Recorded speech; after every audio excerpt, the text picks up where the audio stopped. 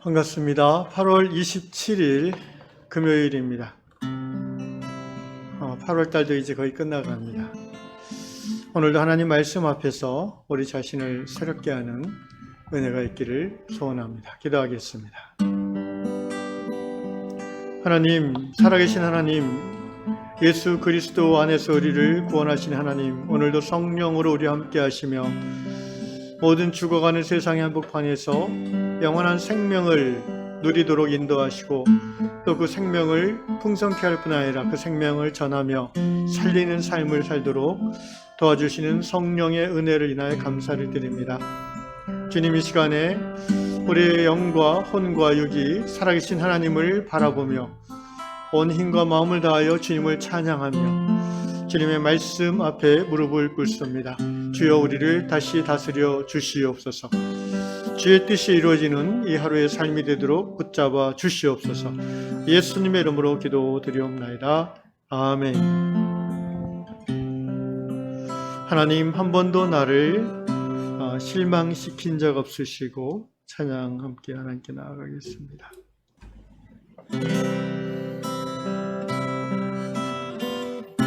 하나님, 한 번도 나를 실망시킨 적 없으시고 언제나 공평과 은혜로 나를 지키셨네. 지나온 모든 세월이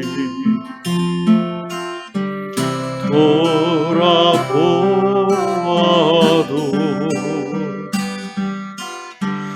그 어느 것 하나 주의 손이라 미친 것 전혀 없네.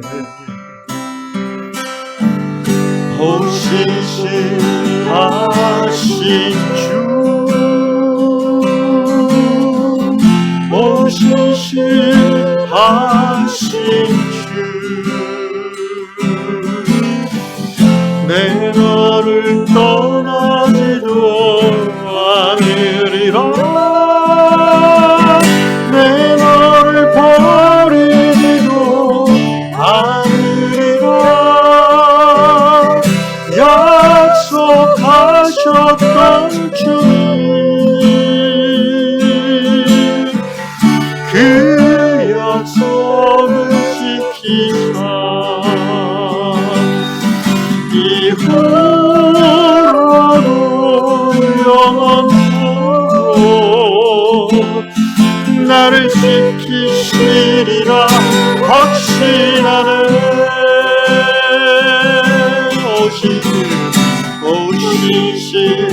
신실하신 주,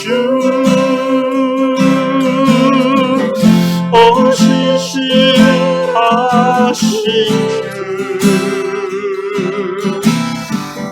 내 너를 떠나지도 않으리라.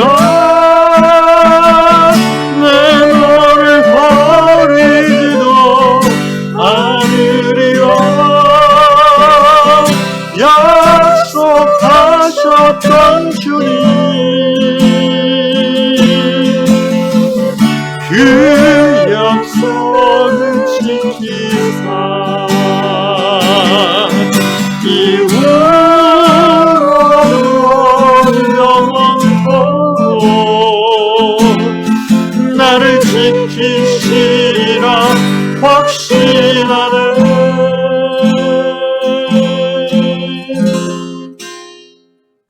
아멘. 먼저 그 나라와 의를 구하는 삶을 날마다 추구하는 성도를 우리 주께서 지키시고 보호하시고 또 공급하실 줄로 믿습니다. 예수님의 이름으로 기도합니다. 아멘. 네, 오늘 하나님께서 주시는 말씀 다락방 본문 요한복음 11장입니다. 5절과 6절 5절 11장 전체 내용이긴 하지만 5절과 6절 그리고 39절과 40절 두 곳만 보도록 하겠습니다. 11장 5절 예수께서 본래 마르다와 그 동생과 나사로를 사랑하시더니 나사로가 병들었다함을 들으시고 그 계시던 곳에 이틀을 더 유하시고 그 다음에 39절 40절입니다. 예수께서 이르시되 돌을 옮겨 놓으라 하시니 그 죽은 자의 누이 마르다가 이르되 주여 죽은 지가 나흘이 되었음에 벌써 냄새가 나나이다. 예수께서 이르시되 내 말이 내가 믿으면 하나님의 영광을 보리라 하지 아니하였느냐 하시니 아멘. 내가 믿으면 하나님의 영광을 보리라 라는 제목으로 말씀을 전하겠습니다. 오늘 요한복음 11장은 예수께서 유대인들의 위협을 피해서 요단강 동편 베레아 지방에 머물며 사역하시던 중에 그 베레아에서 약 30km 정도 이제 요단강 서쪽에 있는 베다니 마을, 예루살렘 근처죠. 거기에 사는 그 예수의 사랑하시는 자 나사로라고 표현되어 있습니다. 우리가 많이 들었던 그 나사로, 마르다, 마리아 삼남매의 집이죠. 그런데 예수님에게 급하게 소식이 온 것은 오빠 나사로가 죽을 병에 걸려서 죽게 되었다는 것입니다.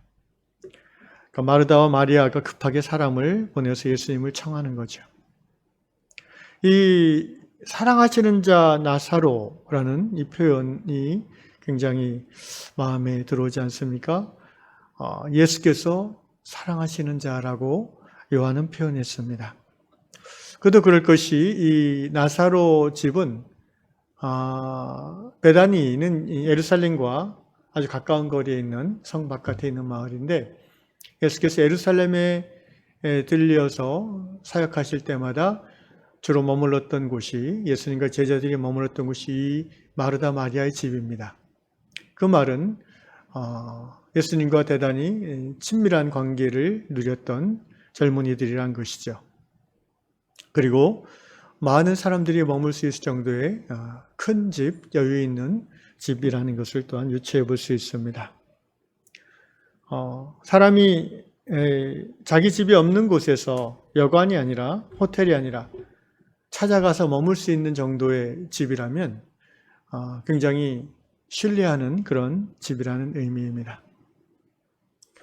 예수께서 마르다 마리아를 통해서 사람이 와서 이 소식을 들은 후에 하시는 말씀이 예수님이 그 소식을 듣자마자 성령의 감동하심으로 깨닫게 된 사실이겠죠. 이는 죽을 병이 아니라 하나님의 영광을 위하며 하나님의 아들이 이로 말미암아 영광을 받게 하려 함이라 라고 말씀하셨습니다. 그러면서 11장 6절에 보니까 나사로가 병들었다함을 들으시고 그 계시던 곳에 이틀을 더 유하셨다. 의도적으로 이틀을 더 유했다라는 것입니다. 지금 오빠 나사로가 죽게 돼서 마르다 마리아는 정말 일각이 여삼추지요. 그런 말씀 우리가 옛날에 많이 들었는데 이게 원래 시경에 나오는 말인데 일각이 여삼추다. 이 말은 이제 일각이란 것은 이제 옛날에 짧은 시간, 요새 중국에서는 15분 정도를 일각이라고 합니다. 그러니까 여삼추라는 말은 세 번의 가을과 같다 이 뜻이죠. 같을 여, 석삼, 가을추. 그러니까 15분이 3년같이 느껴진다는 뜻이에요. 얼마나 그 마음이 조급하고 또 안타까우면 일각이 여삼추로 느껴지겠습니까? 지금 마르다 마리아의 심정이 그런 심정이라는 거죠. 사랑하는 오빠가 정말 갑자기 병이 들어서 젊은 사람인데 죽게 되었어요. 믿을 것은 예수님밖에 없습니다. 예수님에게는 충분히 그런 부탁을 할 만한 친밀한 사이입니다. 특별히 오빠 나사로를 예수님이 사랑하신다고 했습니다. 그래서 얼른 사람을 보내는데 30km 정도면 이제 걸어서 하루 길이죠. 빨리 걸으면. 예수님의 태도는 사람들이 이해하기 어려운 태도를 보이고 있습니다. 얼른 가서 기도의 능력으로 고쳐주셔야 되는데 오히려 이틀을 더 그 베다니 지역에 머물렀다는 것입니다. 이것이 신앙인의 인생을 살아가면서 자주 또는 때로 겪는 그런 딜레마입니다. 하나님의 때와 나의 때가 다르다는 것입니다. 시편 13편에 보면 다윗도 인생 살아가면서 그런 경험을 많이 했던 것을 봅니다. 시편 13편은 150편의 시 중에 이제 여러 개 나오는 탄원시, 다윗의 탄원시 중에 한 편인데 13편 1절에 이렇게 기록하고 있습니다. 여호와여 어느 때까지니까 나를 영원히 잊으시나이까 주의 얼굴을 나에게서 어느 때까지 숨기시겠나이까. 우리가 신앙생활하면서 참으로 어려운 때가 바로 이때입니다. 하나님 앞에 기도하고 간구하지만 분명히 하나님이 들어주실 것 같은데 응답이 드러나지 않을 때, 어떻게 하나님을 경외하는 삶을 그렇게 살려고 애썼는데도 불구하고 이런 불행이 나한테 생길 수 있을까? 어떻게 우리 가정에 이런 일이 일어날 수 있을까? 도대체 어떻게 우리 교회에 이런 일이 닥칠 수 있을까? 세 가지 질문을 우리는 신앙의 힘든 시기에 할 수밖에 없습니다. 첫 번째는 Why me? 하나님 왜 나한테? 두 번째는 How long? 하나님 언제까지? 그리고 세 번째는 What can I do? 하나님 제가 어떻게 해야 됩니까? 제가 무엇을 해야 됩니까? 우리는 불안과 초조와 의심을 담아서 이처럼 하나님 앞에 기도하게 됩니다. 지금 마르다와 마리아가 그런 마음일 것입니다. 아마도 나사로는 절망 가운데에서 하나님 왜 저입니까? 라고 묻고 있을 수도 있겠습니다. 다윗의 상황이 지금 이런 상황입니다. 다윗은 왜 나에게 이런 일이 생겨야 됩니까? 하나님 언제까지 이 고난이 계속되는 것입니까? 라고 계속해서 질문하고 있습니다. 시편 13편을 좀 더 읽어보면 이렇게 다윗이 묻고 있습니다. 2절 나의 영혼이 번민하고 정일토록 마음에 근심하기를 어느 때까지, 도대체 언제까지 이 고난이? 라고 하나님께 묻고 있습니다. 내 원수가 나를 치며 자랑하기를 어느 때까지 하리까? 13장 3절 여호와 내 하나님이여 나를 생각하사 응답하시고 나의 눈을 밝히소서. 두렵건대 내가 사망의 잠을 잘까 하오며. 다윗의 고난과 그 답답함을 이 시 몇 구절을 통해서 우리는 충분히 짐작할 수 있습니다. 그런데 성경에서 다윗을 가리키는 별명 중에 하나가 무엇입니까? 하나님의 마음에 합한 사람이라는 아름다운 별명을 얻은 사람입니다. 그만큼 다윗은 하나님에 대한 신뢰와 믿음이 깊은 사람이지요. 다윗의 신앙 인격이 완전하다고 할 수는 없지만 적어도 그가 하나님에 대한 신뢰와 친밀감은 구약 성경의 모든 인물 중에서 단연 돋보이는 분이라고 할 수 있겠습니다.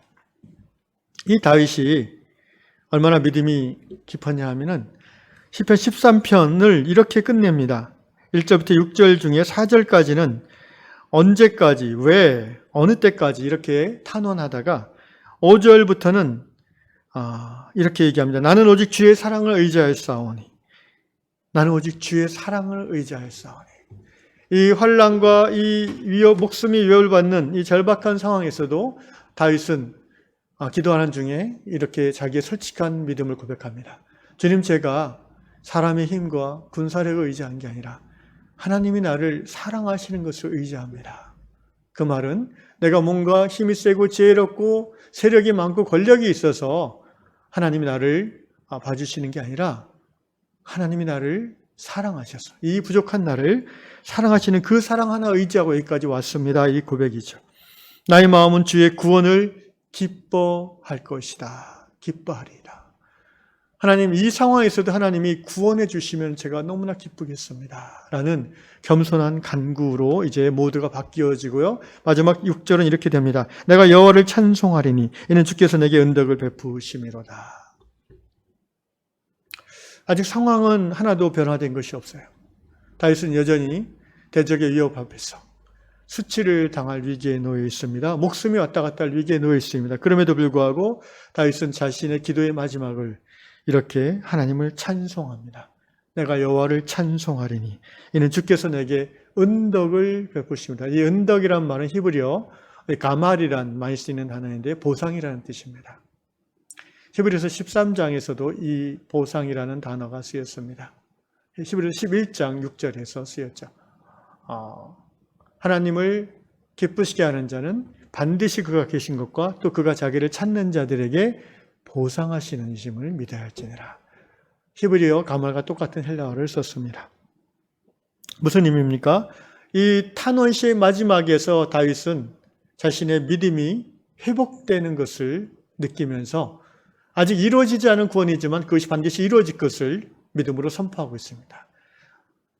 그 이면에는요, 이 공고함과 이 환난 속에서 내가 생명이 끊어진다 할지라도 나는 하나님을 그럼에도 불구하고 찬양하겠다라는 믿음의 탁월한 고백이 드러나게 되는 것이죠. 이 다윗의 소위 저는 이 부분을 선취적 믿음이라고 표현하고 싶어요. 선취적 고백.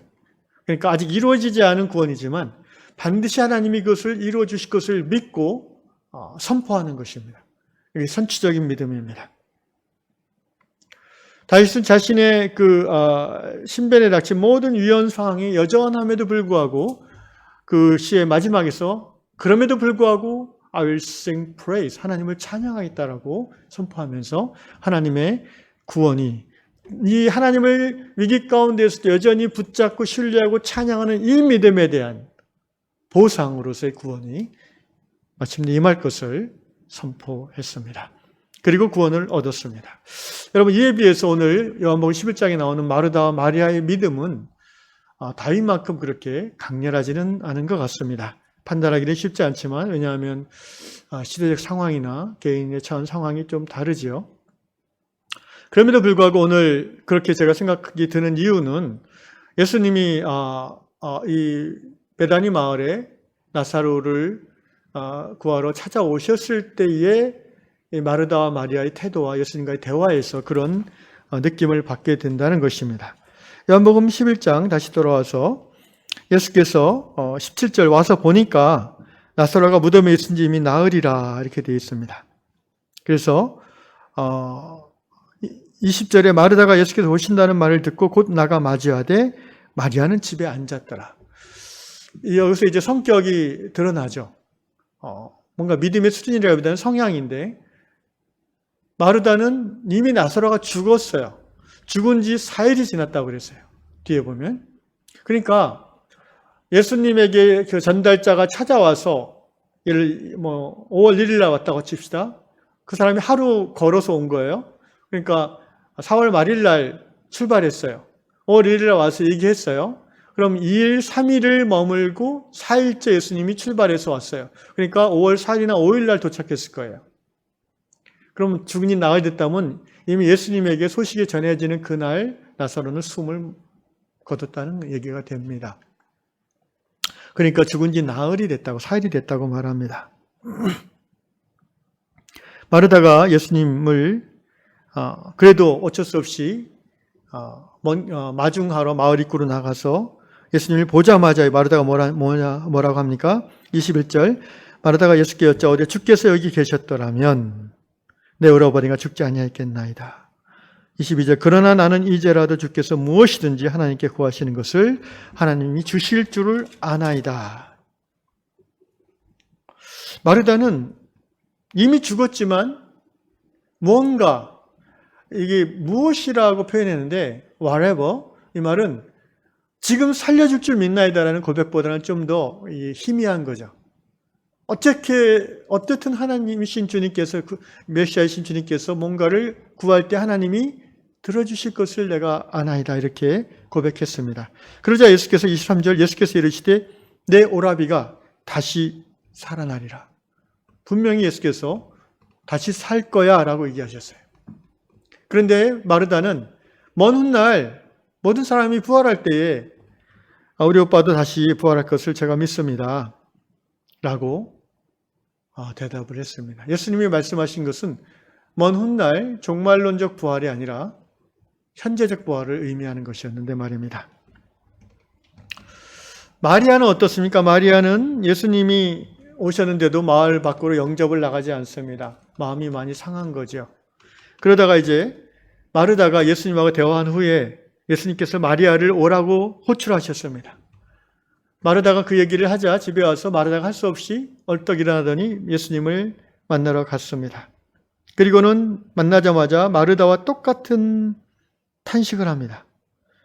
32절 마리아가 예수 계신 곳에 가서 배웠고 그 발 아래 엎드려 이르되 주께서 여기 계셨더라면 내 어머니가 죽지 아니하였겠나이다. 그러면서 그냥 울어버려요. 마르다나 마리아나 비슷한데 성향이 다르니까 마리아는 심지어 내성적이고 마르다는 외향적이라서 그런 차이가 볼 수 있지만 어쨌든 예수님이 와도 이제는 할 수 없다라는 절망의 눈물이라는 거죠. 예수님이 이 마르다가 울고 또 같이 온 사람들이 우는 것을 보면서 오늘 보면 심령의 비통이 여기시고 불쌍히 여기사 이렇게 두 가지 마음을 예수님이 표현했어요. 하나는 비통한 마음. 비통하다는 것은 이제 마음이 씁쓸한 거예요. 뭐냐면은 구원자이신 예수님이 현장에 왔음에도 불구하고 사람들은 전혀 하나님의 능력을 기대하지 않는다는 것이. 그냥 포기하고 우는 거예요. 그 슬픔의 슬픔의 그 힘이 완전히 지배해버린 거예요. 하나님의 능력보다 인간의 슬픔이 더 압도해버렸어요. 그것이 예수님 보시기에 비통한 느낌을 받았습니다. 또 하나는 불쌍히 여겼다고 했습니다. 또한 예수님은 그들이 인간인 것을, 연약한 인간인 것을, 그들의 믿음이 부족한 것을 이해하시고 긍휼히 여기셨다는 것입니다. 그래서 예수님도 눈물을 흘렸어요. 35절에 보니까 예수께서 눈물을 흘리시더라. 예수님의 눈물은 두 가지 의미인데 사람들의 믿음 없음과 또 연약함. 근데 사람들은 오해했습니다. 나사로를 정말 사랑했나 보다. 그래서 우는구나. 이렇게 또 오해했고 또 수군거리기를 맹인의 눈을 뜨게 한 37절 저분이 그 사람을 죽지 않게 할 수는 없었더냐. 나사로를 죽지 않게 할 수는 없었더냐. 불신앙의 고백이죠. 불신앙의 표현입니다. 다윗은 이루어지지 않는 아직 현재 진행형인 고난의 한복판에서도 하나님의 구원이 임할 것을 믿음으로 선포하고 찬양하는 믿음이었는데 오늘 마르다와 마리아와 그 마을의 사람들은 절망하는 믿음이었어요. 하나님이신 예수님이 현장에 와 계심에도 불구하고 말입니다. 사랑하는 형제자매 여러분, 오늘 우리의 믿음의 상태를 오늘 다윗 그리고 마르다 마리아를 비추어 보면서 우리는 돌아봐야 되겠습니다. 어떻게 보면 우리도 마르다 마리아와 크게 다르지 않을 것 같습니다. 우리가 감당할 수 없는 비극과 불행한 일이 갑자기 닥칠 때에 우리는 아무리 믿음이 좋은 신앙인이라 할지라도 하나님 왜? 라고 탄식할 수밖에 없고 그 고난이 길어질 때 해결의 기미가 보이지 않을 때 응답이 나타나지 않을 때 하나님 언제까지? 하나님 내가 무엇을 어떻게? 이렇게 탄식할 수밖에 없을 것 같습니다. 그러나 오늘 예수께서 우리에게 하시는 말씀은 내가 믿으면 하나님의 영광을 보리라 라고 말씀해 주셨습니다. 그러므로 우리는 오늘 마르다와 마리아가 아니라 다윗의 믿음을 본받아야 될 줄로 압니다. 사람의 때와 하나님의 때, 사람이 원하는 기도 응답 방식과 하나님의 방식은 충분히 다를 수 있음을 우리는 인정해야 됩니다. 그래서 우리는 겸손히 하나님 앞에 구할 뿐 아니라 하나님이 하나님의 방법으로 마침내 구원하실 것을 믿음으로 선포하고 찬양하는 믿음까지 나아가야 될 줄로 믿습니다. 설사 그 하나님의 방식이 인간의 절망이라 할지라도 말입니다. 내가 사랑하는 이의 죽음, 또 내 자신의 몰락, 죽음이 하나님의 응답 방식이라 할지라도 우리는 그것을 받아들이고 여전히 하나님의 구원이 내 삶 가운데, 내 존재 가운데 이루어질 수 있음을 선포하는 믿음까지 우리가 나아가야 될 줄로 믿습니다. 그렇습니다. 사람의 끝은 하나님의 끝이 아닙니다. 인간의 절망은 어떻게 보면 하나님의 소망의 시작일 것입니다. 우리의 생이 육신을 가지고 끝나는 것이 아니라는 것을 우리는 신앙의 상식으로 늘 알면서도 왜 그렇게 항상 죽음 앞에서는 무기력했는지 모르겠습니다. 오늘 다윗은 그 죽음이 주는 공포와 그 위력을 믿음으로 극복하고 하나님의 믿음을 보상하시는 하나님을 찬양하고 있지 않습니까? 마르다 마리아도 나사로의 부활 그리고 이후에 예수 그리스도의 부활을 목격하고 받아들임으로 말미암아 순교의 위협에도 불구하고 하나님을 찬양하는 믿음으로 성장하였을 줄로 압니다. 12사도도 그렇고 선교의 모든 위대한 믿음의 선배들은 죽음을 이기는 하나님의 능력과 하나님의 섭리를 받아들이고 끝까지 찬양하는 사람들이었습니다. 바라기는 오늘 우리의 믿음이 현실의 절망과 죽음에 굴복하는 믿음에서 끝나는 것이 아니라 살아서 잘 먹고 잘 누리고 행복하는 그런 삶을 하나님 주실 거라는 믿음에서 멈추는 것이 아니라 나의 뜻, 나의 바람과 하나님의 뜻, 하나님의 바람이 다를 수 있음을, 다시 말하면 제가 좋아하는 말인데요. 하나님, 당신이 항상 옳습니다. 이 고백을 우리의 신앙 가운데 하나님 앞에 올려드릴 수 있도록 우리 모든 위양 성도들이 그러한 믿음까지 나아가기를 예수님 이름으로 축원합니다. 기도하겠습니다.